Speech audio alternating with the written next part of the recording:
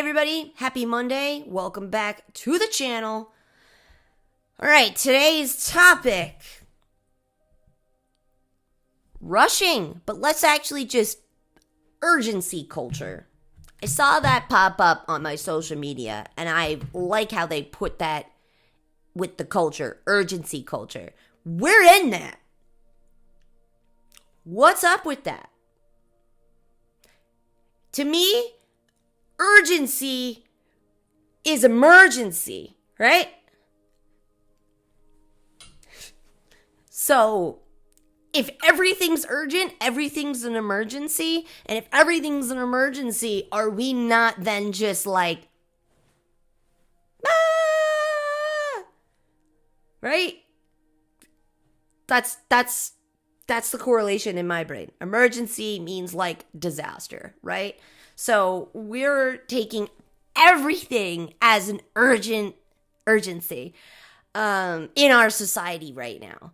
Now, okay, if urgency culture is poisonous and toxic to who we are as these beings, these spiritual beings inside of these bodies, then why is it so accepted in our society?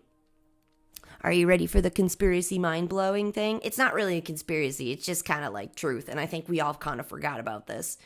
When you watch a movie about like prisoners of war, or like a grouping of people being taken hostage, or like any of that situation, they're being berated vocally, they're being prodded and pushed, and they're being rushed. Let's go. Get down the thing. Heads down. Move forward. Go there. Like, why would the implementers be doing that to their victims, their group victims? Because the perpetrators that are causing this rushing, they have awareness of the fact that they are few. They are the few. And the people that they are trying to control and manipulate are the many. So when you rush and cause urgency, you're opting out of your opportunity to think clearly before movement and action. That's what the perpetrators want. They want you to do that. They don't want you to be able to fully piece together ideas, conceptualize a way for freedom. They definitely don't want you to bond together and start becoming a force. So they keep you out of here and in fight or flight. And how do they do it? Through urgency, through rushing culture. Now, that's not like I don't know all prisoner camps. I don't know. I'm basing this off of like when I see movies. Everybody's rushing them around. Especially whenever you watch like Holocaust movies. I'm sorry to bring up a hard topic, but whenever you watch like historical dramas like that, they are rushing them because then they cannot think clearly. Now, all of a sudden, next thing you know, you're just on a train car going to your death. Not saying that they had a lot of option there. I'm not saying that. But why were they rushed? Why were they pushed? Why were they shoved? Why were they being berated? Yes, hatred and violence, sure. But it's because the few were overtaking the many. And that is how you do control. That is how you initiate control of the masses, is you create rush. Because why is it then the be still and know I am God? I know not everyone's religious, but like, why is that a very important imperative piece of the Bible? Be still. Be still. Be still. Be still. Because when you're still, this is why we push meditation. We push breath work. Because when you're still, you then know. You know things. You figure things out. You're able to put those neural pathways together and create these little links and these little compartmentalizations of like, wow, there's the big picture. You're piecing and sewing together the big picture of the giant patchwork quilt that is the idea. Okay? Now, if we rush you and we implement urgency, you ain't gonna stitch very straight. It's gonna be wonky, it's gonna be crooked, and you're not gonna really be able to see that big picture. You're just gonna be like, it's done, whatever.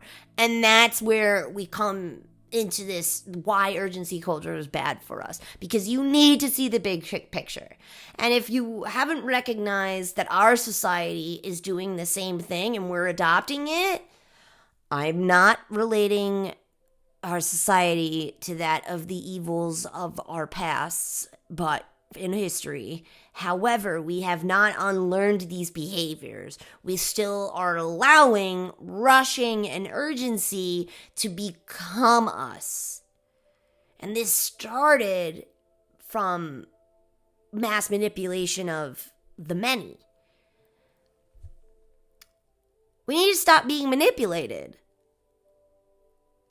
Like, we need to start now creating boundaries with ourselves that if we feel that in our chest, that urgency, that anxiety from rushing and stress, to counteract it by not feeding it. Don't do the thing it's trying to fear you into. That's old programming. Because I'm telling you from personal experience, you can actually you can successfully complete everything on your to-do list from a place of peace and calm. Oh, I know. It's like the hardest thing for me to get people to believe, because it's so deeply ingrained in us that we need to be anxious and suffering to complete things, or that urgency is the reason why it's even important. Like, without the urgency, then the thing's not important. None of it's important. You know, like, we create the importance. We do. And then we also allow other people to. And what we talked about on Friday was like how people pleasing, or was that Thursday? Either way, we talked about how people pleasing is a disservice for all of humanity, and as well as yourself. But the reason for why it is for yourself is because you're giving your personal power away to an assumption. You're not making a choice inside of yourself. You are making a narrative and an assumption and placating an idea that might not even be a true thing. So now you've took your power outside of yourself and you're giving it to the false narrative and the assumption. Same thing here. When we allow other people to create, or just life itself to create urgency where urgency does not need to be, because urgency means emergency and not everything's an emergency, then we are giving our power away once again to that of the urgent culture. Spring does not rush. Winter does not rush. As much as we want summer to rush, it takes its sweet time, especially up here in upstate New York. Like, I'll be wearing thermals for another 2 months, okay? There's nothing I can do about that. Why can't we match that? My friends know they're not reaching me on my phone after a certain time. I love that. That's not because I don't love them. I love the shit out of them. They just know that I turn off at a certain point because my brain needs the rest. We need the lack of stimulation. I need that. And it's very appreciative that now the people that know me respect that. So, right, same thing with how summer is in upstate New York. It ain't happening until the end of June. So we just keep the thermals out. We don't. What are we gonna do? That my point is, same thing with life, right? Why? It's gonna get done. It's gonna happen when it happens. I mean, if you're like a reporter and you work with deadlines, it's like a different story, obviously. But, you know, people in that line of work, they're fueled by that deadline reaching, you know? And you know what? Maybe that they balance it in their off time. Like, we don't know everyone's lives. But I'm telling you from a place of personal experience and also scientific study, rushing and urgency culture only does what I keep referring back here. I wrote my notes. It only opts out our opportunity to think clearly before initiating movement or action. That's it. That's all it does. Does it get you where you need to go faster? Okay, maybe like 2 minutes. Like, have you ever sped on the highway during a 3-hour drive and like the GPS goes from like, you will arrive at 4:30 to you will arrive at 4:25. Oh, good for you. You went 95, 100 the entire way and risked yourself and other people's lives for 5 minutes, which you probably spent on your frickin' phone. You know what I'm saying? Like, what's that 5 minutes? A nice poop? Like,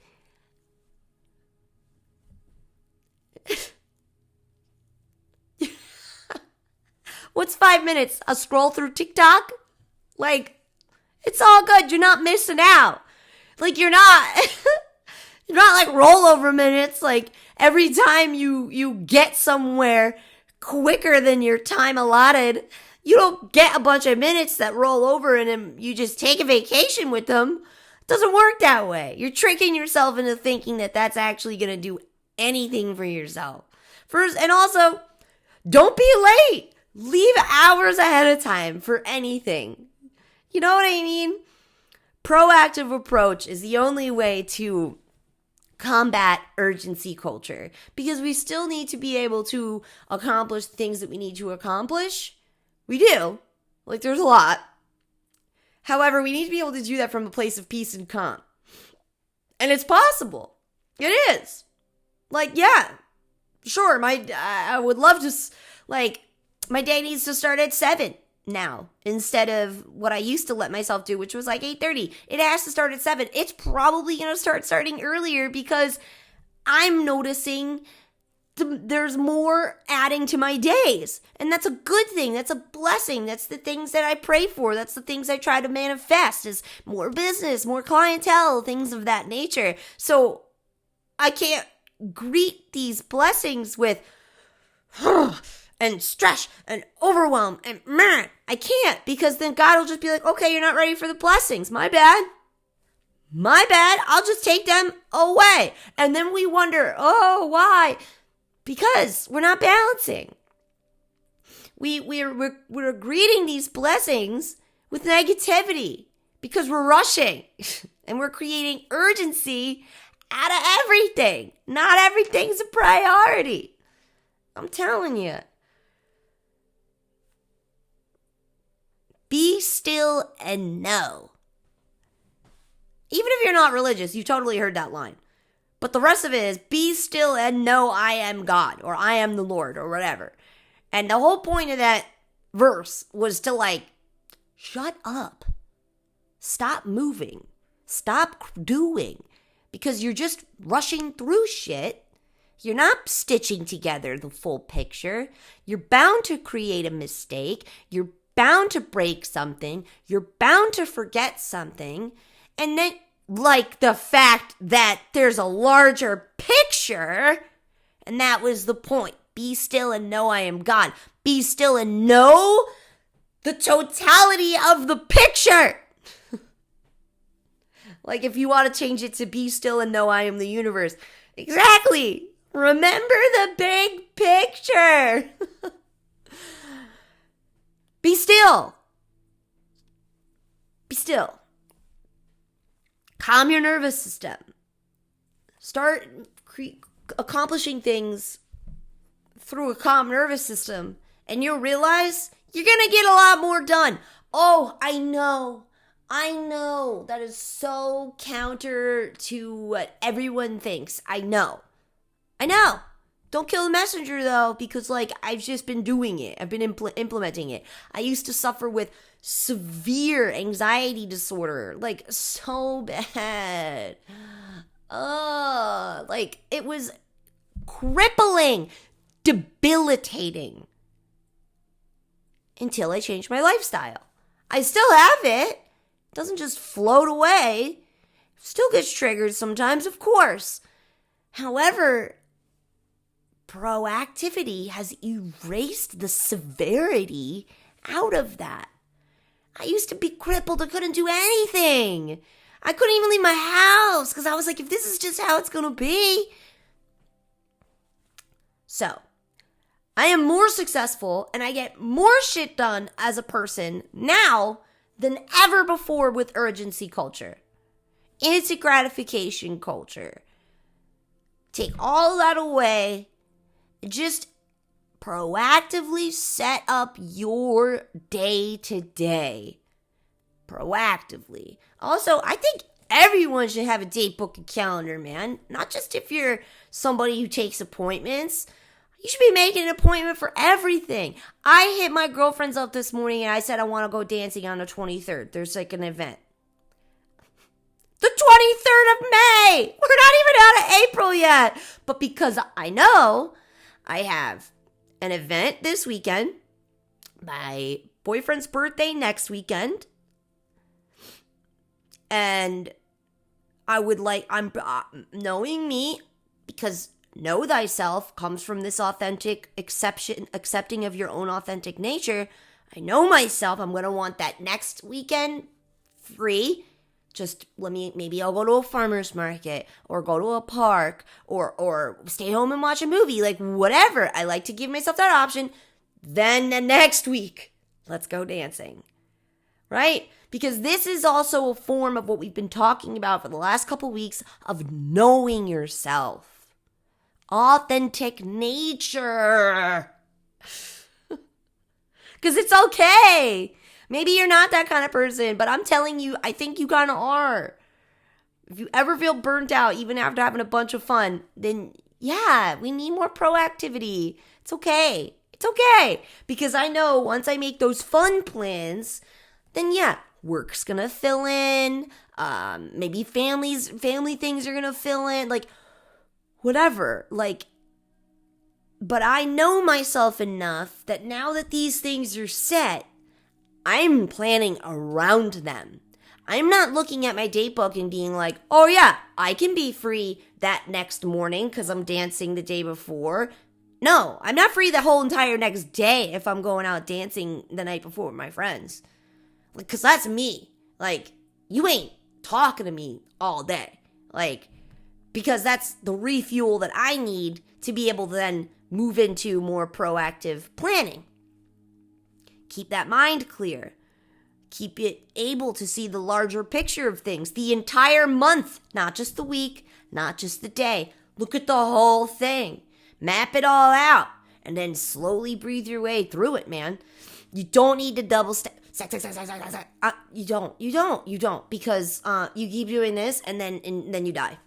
Like, do you? No, we don't want life to be like that. But that's what urgency culture wants from us. Because then you'll have less entrepreneurs, less people doing crafts and hobbies, making side income, less people banding together and creating community movement outreach.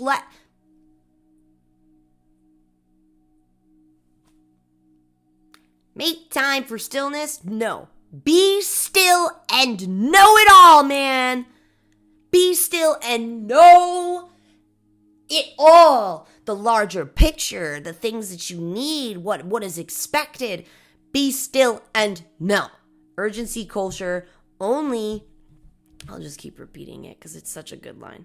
Urgency culture opts out your opportunity to think clearly before movement. That's all it does.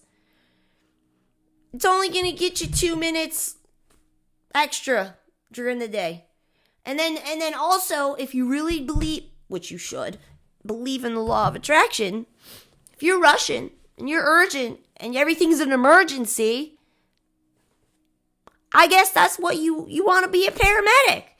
I guess that's what you want to be. So the universe is going to go, oh, okay, here's more shit to rush and be urgent about.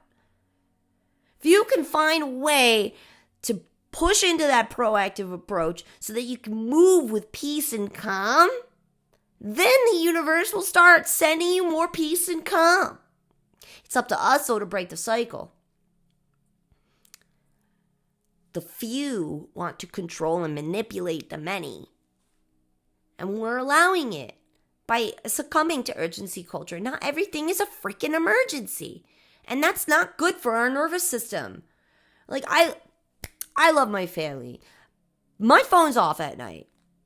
My mom said to me once, what if an emergency happens. She's in the hospital. And I was like, that's a really sad thing to think about. And that's a very valid thing. However, I'm 3 hours away, over a 3-hour drive away. So if I were to leave in the middle of the night and drive there, I could kill myself, driving on the road at night, distracted, tired, and worked up and upset, emotional. Or I wake up in the morning, I receive the message, and then proactively plan. All right, that means I'm going to have to go because if it's an emergency, call an ambulance. I'm more than 3 hours away. I cannot help in the state of an emergency anyway. And also, I am not built to handle emergencies. That's just not who I am. That's okay. There are people for that. There are, and that's okay. So then now I can plan with safety and get there on a good time, whatever the case may be, and make sure that I'm safe and I'm driving safe and that I'm slept well and whatever, because it doesn't matter what the emergency is. I'm not professionally prepared to handle emergency.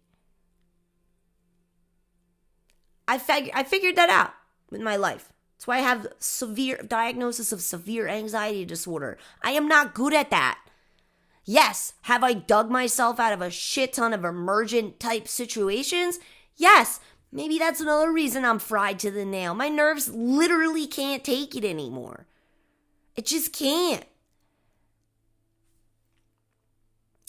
And that stinks to say that. I felt bad saying that to my mom, but at the same time, what am I gonna do that's gonna make it any different in the middle of the night, 3.5 hours away? And and that's a sad thing to accept. But that's why I'm telling you that, because it's stuff like the big things like that you start having to accept that's out of your control. No matter what, no matter how fast you get there, whatever's going to happen is going to happen. It's out of your control. I know it's sad. I know that's a sad fact to think about. But think about it so that you can then start to look at all the little petty shit and prioritize appropriately. Not everything's important. And also, if you want to be that person, if you are an emergent person, you do want to show up for people in those types of situations, in the middle of the night ER, for an example, then you especially are going to need proactivity during your day, because you might be up at random hours because you have accepted that that's something that you like to do. You like to be there for people during emergency. So then, so what's your day-to-day look like? You have to proactively plan that at any point, at any time in the night, someone may be calling you for an emergency. That too still needs proactive planning. That person needs to accept that half of their night does not belong to them anymore. But if you proactively plan it and make an accept it and be in a mind frame and a vibrational frequency of exception,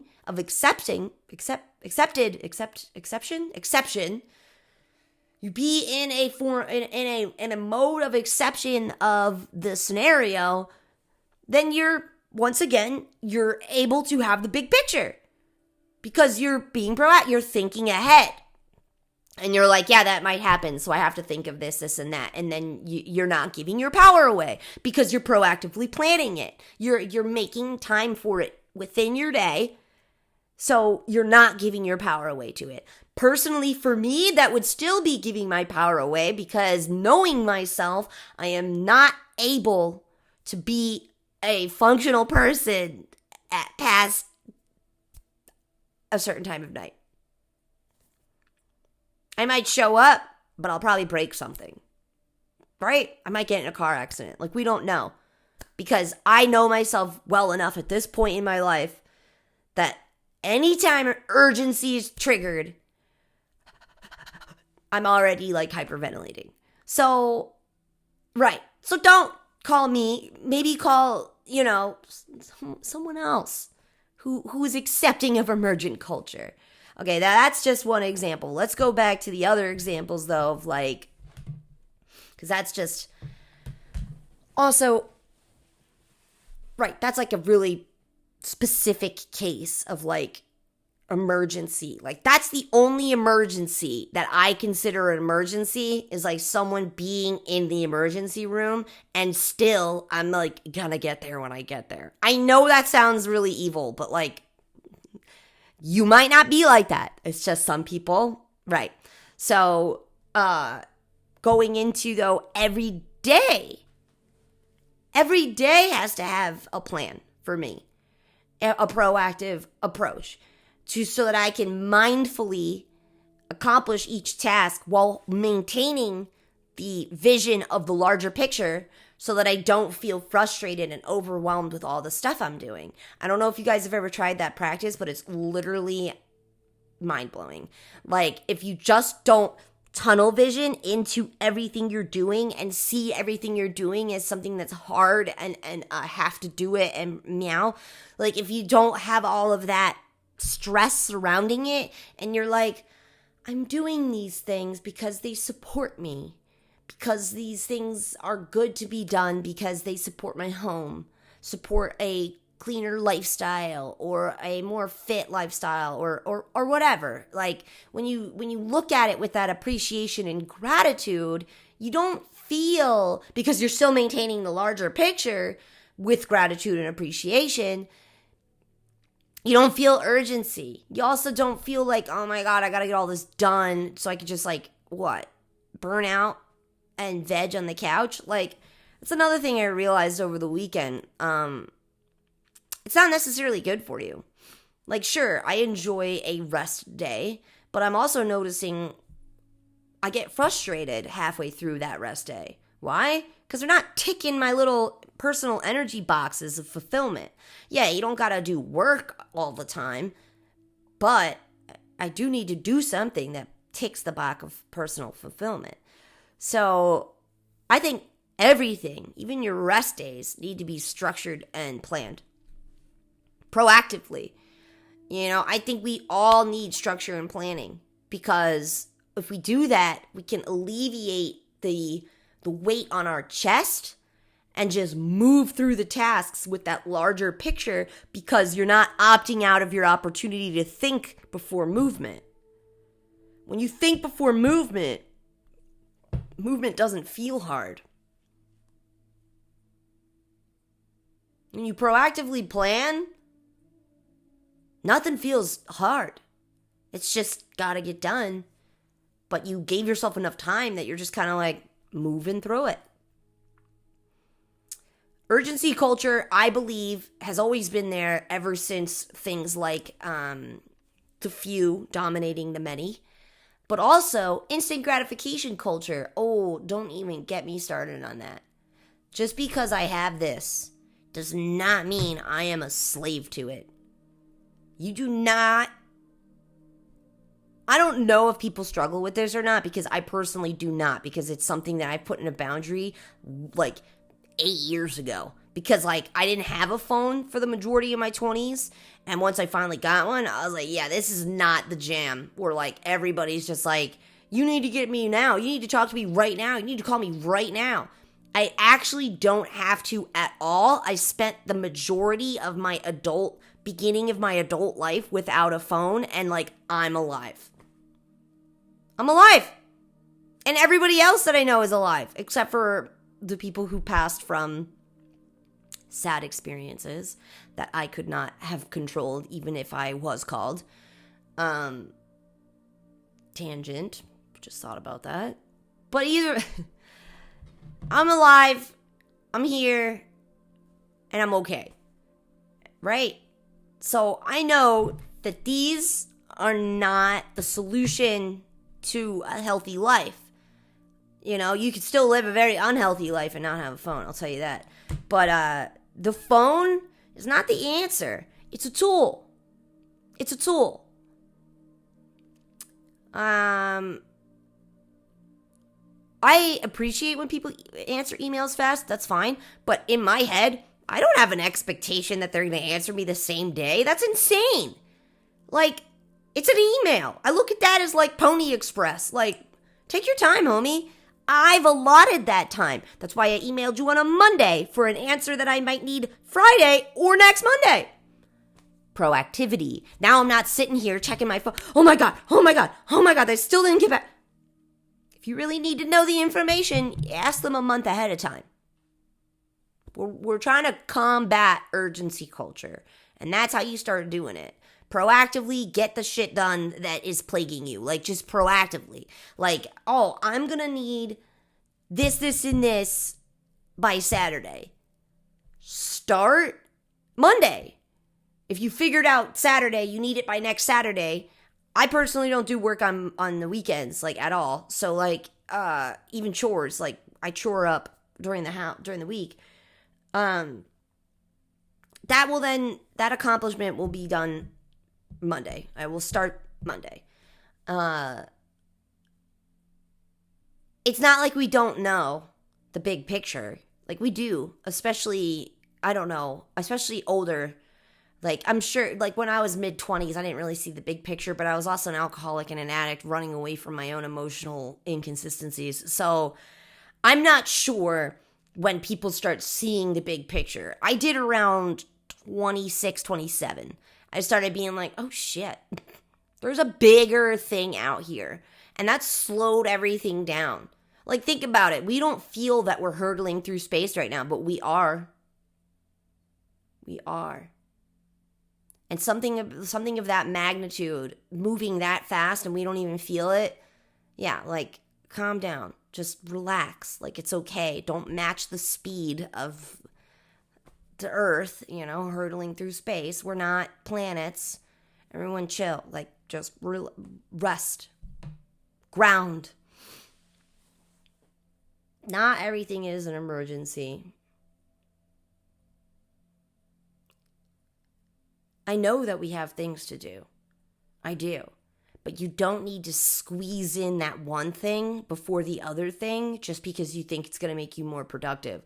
Because guess what happens once you empty the plate of responsibilities and task orientation? Like, when you finish that plate, what happens? Oh, wow, something happens magically. More stuff appears on that plate, right? Because once you clear some, more comes. That's just life. You will never not be doing things. Let me break your brain about that right now. You will never not have something to do. But that means you're alive. So stop looking at it like it's pain, because it's alive. And if it's pain, maybe you're doing urgency culture and instant gratification culture. And we need to start recognizing that those things are invented by other people for manipulation. I'm not saying the people that are all up in your grill causing urgency in your phone are trying to manipulate you consciously.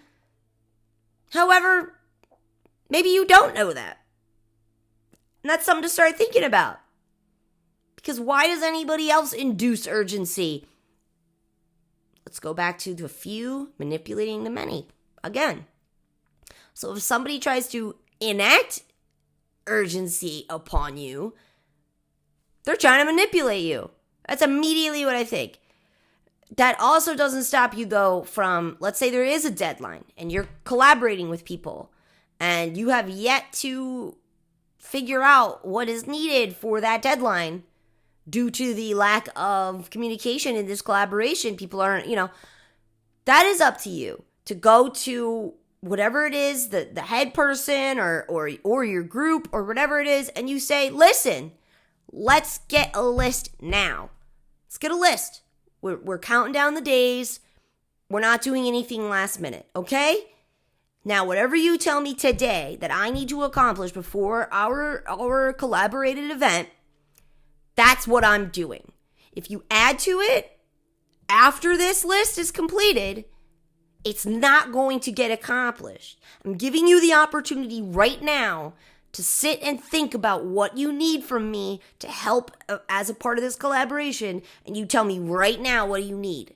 Or Go home and think about it. Come back with a list for me the next day. Now, upon receiving that list, I will not be receiving any night before texts, any weekend text, nothing talking about additional items to that list for that collaboration event. That's a me boundary. I don't give a shit. I don't care. You want to call me the night before panicking about, I don't care. We're just going to not have it. Life still goes on. You know how many times I've done an event and you forget like half the stuff that you wanted to bring? Guess what? Still made money, shit still sold, stuff still happens. That's another thing too. Perfection doesn't exist. So like stop trying to reach it and create that urgency due to perfection. Oh, I'm rushing because I need it to be exactly how I see it in my mind. How about nah? Because like you're gonna get let down anyway the day of because it never comes out the way you expect it. That's life. So like enjoy the process, because instead you're just basically like, let's say you're freaking out and rushing for a deadline. You're basically taking the 2 weeks that it takes to get to the deadline, and that's 2 weeks of life, by the way, of living, of a life, like as a person, and you're just taking those 2 weeks and you're throwing them out the window because you will be dissociated the entire time, only focusing on that task. Rushing and trying to bring this perfection, and then if you don't make that list for yourself or receive the list from whoever halfway through your preparations for this event, you're going to come up with a million different ideas.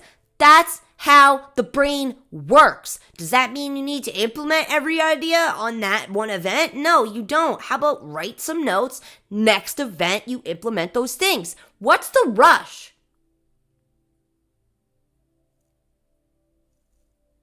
What's the rush for throwing away 2 weeks of our lives? What's the rush to throw away living? Like, you know that the end of it is death. Like, that's the end of the road. And you know what? You can't take any of your accomplishments with you.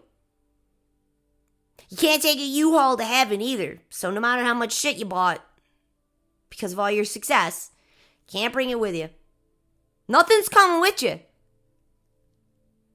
Not even all that stress and anxiety of that successful accomplishment. None of it. None of it. So what really matters is when you're at those end of days and you're looking back in your life, are you going to be happy? Are you going to just see 30 years of rushing towards death? I know, we're getting deep, but that's just who I am. I'm just like, in my opinion, it's only black or white. Like, I don't see I only see that. You're rushing until you die. Oh my God, that just made me that just pang a little sadness in me, because what up with that? Oh, the light's at the end of the tunnel. No, home dog, take the blinders off and recognize that life is being lived all around you right now. Not at the end of the tunnel. That's the light to death. So what do you want? You want tunnel vision to death? Or do you want to actually enjoy what this world has to offer you? Because I think that's more important. We still have decomposing pumpkins in our front garden. Because fertilizer. Whatever, bro. And we're a big fan of no-mow, clean up May anyway, because you got all the little critters that are utilizing the old growth to, spawn anew. But who cares? What's the rush? Of course I have plans that I want to mulch that garden. I've been thinking about it since we moved into this place. But I'm not doing that right now. Because it's not the weather for it. It's iffy in and out. Also, let the bugs use the dead leaves and shit to do their cocoons and their eggs and whatever. Let the yard be a yard. It's decent. We weed whack. We keep it nice and clean. But low maintenance, bro. Lowest of maintenance. Everything is lowest of maintenance. Because it's just not important. It's not. One day I'll get some cool mulch up in there and it'll look really nice and I'll be really proud of myself. But guess what? There's no rush. I could do it this year. I could do it in fall. I could do it next year. There's no rush. I'm happy. That's all that matters to me. I'm happy and at peace. I don't care. And the HOA is not going to give me shit because it looks decent, so, like, who cares? That's what I'm saying. Like, just let go of all the priorities, because they're not all priorities. They're just not.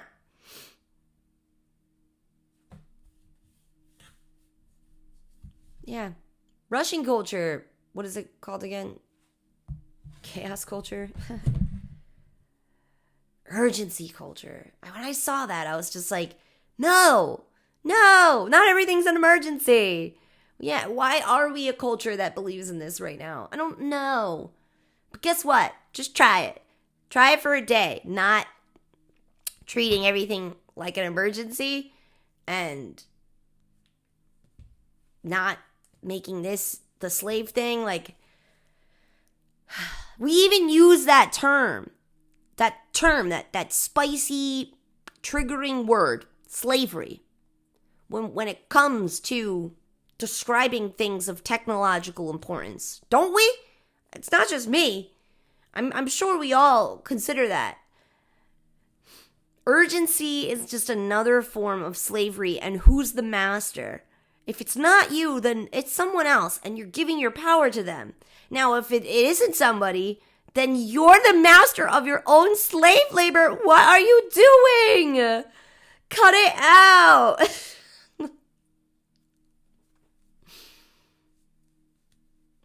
One more time. When we endure, keyword, endure, meaning we accept and allow rushing or urgency, we are opting out, taking away our opportunity to think clearly before movement.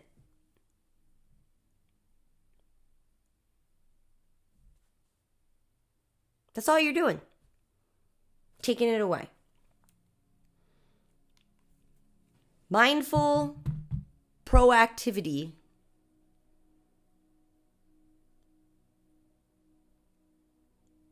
yeah, I do have my whole day scheduled. I use my Notes app. And there's like a little, I'll show you Monday. So there's like, right, and like I just click them off as I go, but I wrote that list days ago. When you do that proactively, you eliminate the fight or flight that comes from emergency. And now you're just like in mindful mode, in wise mind mode. Wise mind comes from being able to see the big picture. We are shut off from wise mind whenever our limbic system is in distress. That's also science. The utilization of your prefrontal cortex, where you store all your experiences and utilize them to label the present,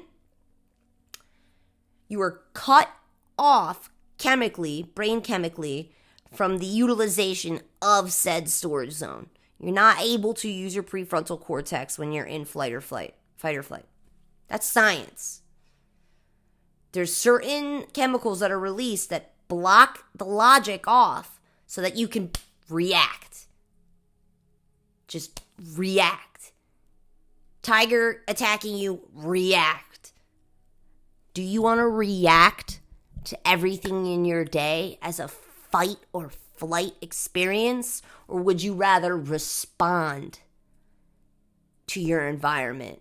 Respond to your responsibilities. Respond to your schedule. Ooh, I'm just saying that makes me feel more empowered. I respond, and that makes me empowered. I don't react because that makes me vulnerable for attack because I'm not thinking. I'm just... Empowerment comes from response. Respond, not react. So if we're inducing and enduring rushing culture, we're cutting off that logic. By the way, your prefrontal cortex is all stacked from all of your experience in life. So why did you go through all the shit you went through if you're not going to take the time to utilize the freaking knowledge? Sorry, I just got really upset about that because that just kind of clicked for me, right? So if you've gone through all these traumas and hardships and pain, and now your prefrontal cortex is like, I got you. I got all the experiences and the message and the lesson and the wisdom that came from them, from your freaking struggles. I got you. And now you're going to be like, thanks for the encyclopedia. Actually throw it out the window. My traumas meant nothing. That's what you're saying. That's what you're saying. That every one of your experiences meant nothing to you. And that they are of no importance. And that I'm just going to keep reacting to everything. Then why the heck are we gifted the prefrontal cortex at age 25, 26, 27? Why? It's for the bigger picture. It's so that you could start looking at the bigger picture. So you could be still and know shit.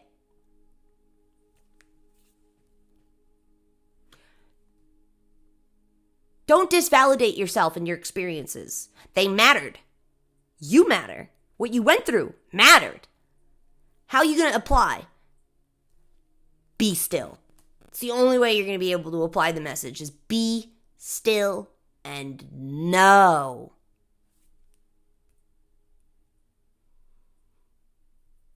It's the only way to access that prefrontal cortex. The second you go, the limbic system gets flared out and set off, gone. No more logic. That's it. All your experiences mean nothing. Now you're just reacting from id and ego, animalistic nature. Then why? Why are we given these consciousnesses? Why are we given all this ultimate power if we're just going to keep rushing? You're doing yourself a disservice. All right. Thanks for joining me today, guys. I think I'm just going to go around and around until I get more mad about it. So let's just end there. Because I didn't put that together until, like, yes and no. Putting that big picture together of, like, yeah, the prefrontal cortex is all of your experiences. And the second your nervous system and limbic system is out of a place of calm and now knocked into urgency and rushing, your limbic system flared up, it cuts you off from your own logic. That's all it does. I know. It's upsetting to know that we're doing it to ourselves. Maybe we are our own abusers and we are also our own victims. Because who is pressuring us through this urgency culture? Who is doing that, if not us, by holding up the mantle of whoever started it, created it? You're just carrying it. I think it's time to abolish that connection, and I think we need to start taking our time. Mindfulness. Have a great day, guys. I got a good episode for you tomorrow, too. I got them all planned out because this weekend I just had a lot of cool ideas and I had just wrote them down because we don't work on the weekends. Urgency means emergency. Make a list. What's actually an emergency and what's not. To me, blood everywhere and I have to call an ambulance. So still, which is funny, like we still have to call people for emergencies. So I don't know why we think we're qualified to handle emergencies. We're not. That's what paramedics are for. And if everything in your life is an emergency, are you professionally prepared for that? I'm not. I'm not a professional urgency person.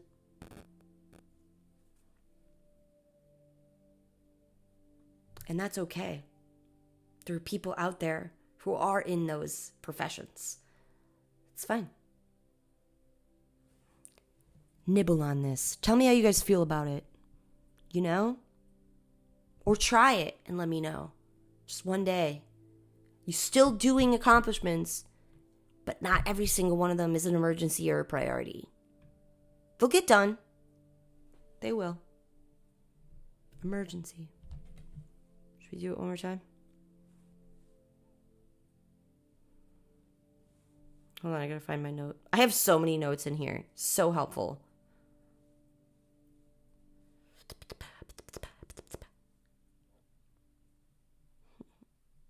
Whatever, I lost it. But anyway, rushing and enduring rushing and urgency culture.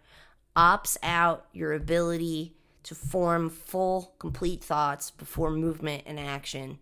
Be still and know the full thing. You'll be good. Have a great day, guys.